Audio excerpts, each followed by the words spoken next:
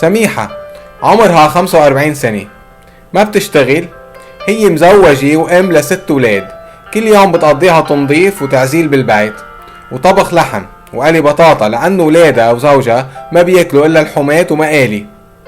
ولادها بيجوا من المدارس الساعة 4 وزوجها بيجي من الشغل الساعة 7. بتدرس ولادها لحتى يحطوا راسهم ويناموا، وبترجع بتحضر مسلسلات تركية على التلفزيون. السبت والأحد بتدرس ولادها وبتعمل زيارات ووجبات.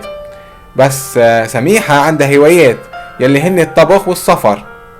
سميحة ناصحة وسمينة وعندها ضغط دم وتراقب العظم. ساعد سميحة تصير صحتها منيحة.